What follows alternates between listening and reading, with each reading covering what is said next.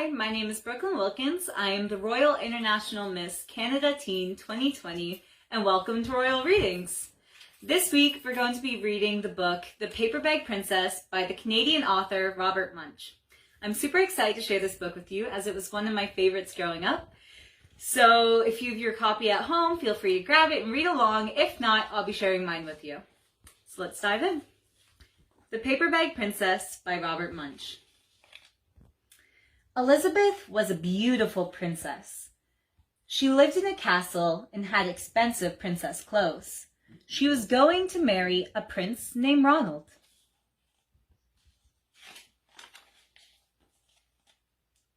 Unfortunately, a dragon smashed her castle, burned all her clothes with his fiery breath, and carried off Prince Ronald. Elizabeth decided to chase the dragon and get Ronald back. She looked everywhere for something to wear, but the only thing that she could find that was not burnt was a paper bag. So, she put on the paper bag and followed the dragon. He was easy to follow because he left a trail of burnt forests and horses' bones. Oh, there we go. Finally, Elizabeth came to a cave with a large door that had a huge knocker on it. She took a hold of the knocker and banged on the door. The dragon snuck his nose out of the door and said, "Well, a princess. I love to eat princesses, but I've already eaten a whole castle today. I'm a very busy dragon. Come back tomorrow." He slammed the door so fast that Elizabeth almost got her nose caught. Elizabeth grabbed the knocker and banged on the door again. The dragon stuck his nose out of the door and said, "Go away! I love to eat princesses, but I've already eaten a whole castle today. I'm a very busy dragon. Come back tomorrow." "Wait!" shouted Elizabeth. "Is it true that you are the smartest and fiercest dragon in the whole world?" "Yes," said the dragon. "Is it true," said Elizabeth, "that you can burn up to 10 forests with your fiery breath?" "Oh, yes," said the dragon. And he took a huge, deep breath and breathed out so much fire that he burnt up 50 forests. "Fantastic," said Elizabeth. And the dragon took another huge breath and breathed out so much fire that he burnt up 100 forests. "Magnificent," said Elizabeth. And the dragon took another huge breath. But this time, nothing came out. The dragon didn't even have enough left to cook a meatball.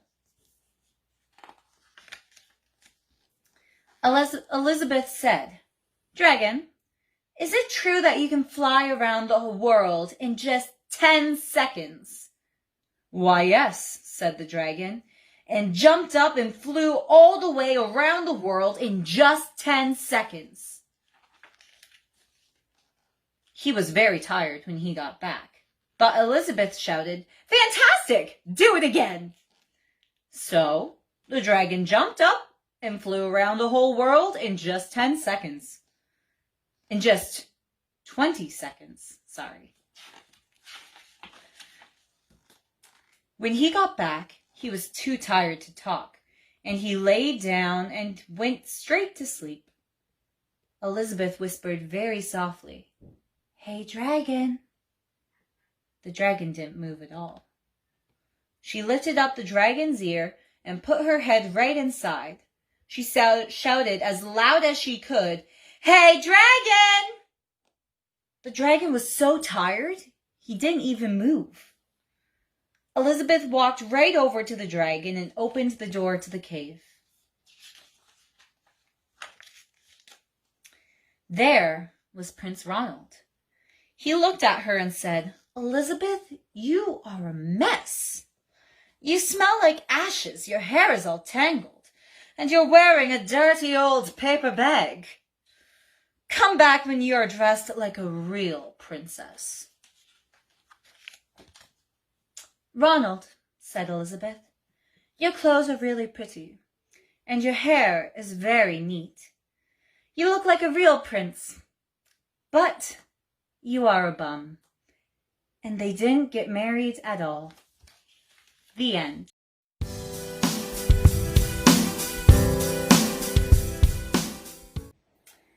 What the Paperbag Princess is, at its core, is a message to girls all around the world that you don't need pretty dresses and fancy crowns and bows to just go and do things. You don't need all of that fancy stuff to be who you really are and to do amazing things. Elizabeth had her castle taken away. She had her crown taken away and everything she knew. But she was determined to get that back. So she went ahead and she decided, you know what? I'm not going to let this hold me back. I'm going to go and I'm going to do it. Despite the fact that all the odds were against her. And you know what? She was successful. She did it. She went to the dragon and outsmarted him, despite the fact that it was rumored that he was the smartest dragon in the town. She could do it because she put her mind to it and believed in herself. And that's the beauty of the Paperbag Princess. Even without the crown and without the fancy dress, Elizabeth was still a princess at her very core. She knew what she wanted to do and could go forth and do it. She knew that even without this, she was still smart. She was still beautiful. And she didn't need Prince Ronald, who very plainly told her, you don't look like a princess anymore. Come back when you actually are one. She knew, I don't need him. I don't need him to tell me that I'm not a princess because I know I am. And called him out on that, which we all love a little bit of every now and then. So thank you, Robert Munsch, for this beautiful story that teaches us that no matter what, girls can be the best that they can be. Thank you.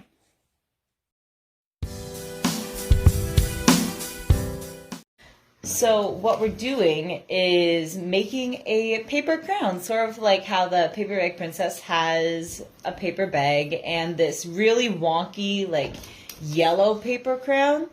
So I went ahead and did the first step already, which is just to create a strip of paper that's measured to the back of your head. This is going to make sure the crown actually fits and is your size. If you have a bigger head, if you're an adult, or if you have lots of hair like I do, you may need to take a smaller strip of paper and tape or glue that onto the original strip as well. I had to do that because big hair, but feel free to do what you need to do. I will be using tape as my method of securing everything onto the page because I don't have glue. But if you have glue, that's probably the better option as it will stay longer. But glue, tape, staples, whatever you have on hand. So now that we have our first strip of paper, which is the back, which be careful when you're doing this. Make sure if you're a kid or if you're younger, you have an adult helping you with some safety scissors to cut out that strip. The next thing you're going to do is grab a blank sheet of paper and draw on it how you want your crown to look. So no one's crown is going to be perfect. As you can see, mine is far from it. But it can look however you want. So I based mine off of tiaras, specifically my tiara from the National Canadian Pageant, where it's just sort of a lot of curves and bumps. But you can make it like a stereotypical crown with the triangular points. You can make it just one big circle. It's completely up to you. We want your crown as unique as you are. So once your crown is all drawn out, you can grab your scissors and start cutting that out just Again, if you're younger, be careful. Make sure you have an adult with you to make sure you don't get any nicks on yourself or anything like that. So we're just gonna snip away the excess paper.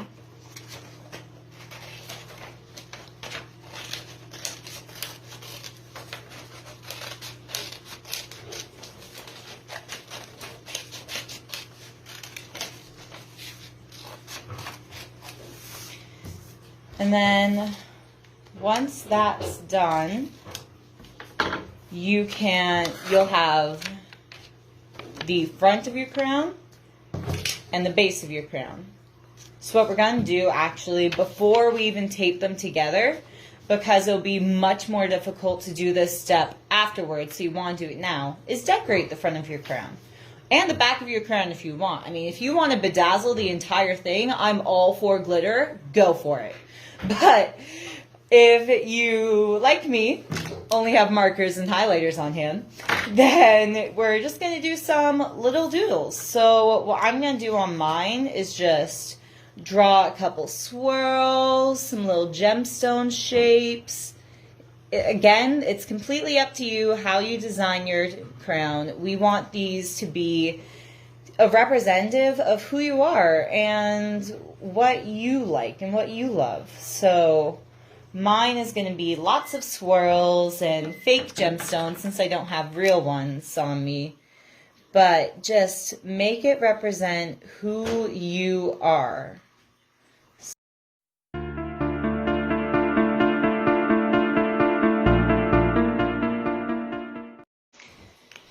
So this was just really quickly what I did up for my crown. Just some swirls, a heart, some flowers. It can really be absolutely anything.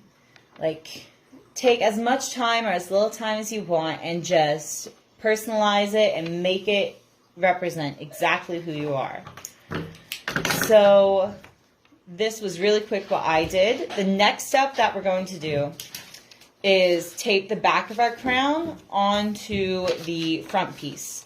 So this is best to do, actually the only way really to do it is to tape it one side at a time. And I just realized that the end of my piece here is a little too thick for the top here, so I'm just going to snip that off a little bit. Just give me a moment.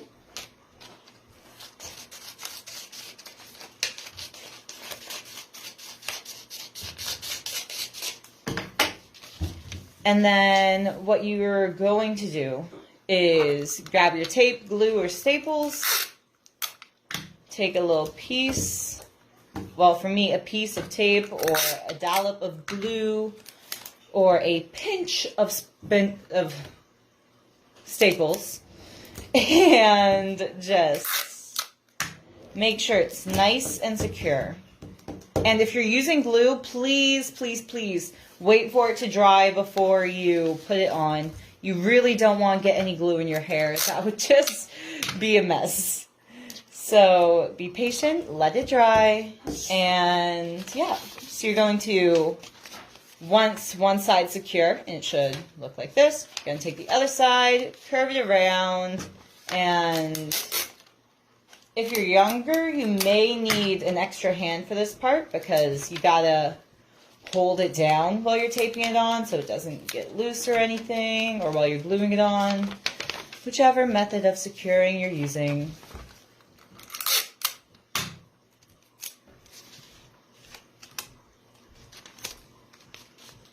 Voila! And there you have it, your very own paper crown. And it should, once on, look something like this. I hope you all enjoyed. Thank you very much for joining me and for this week's Paperbag Princess reading by The Paperbag Princess by Robert Munsch.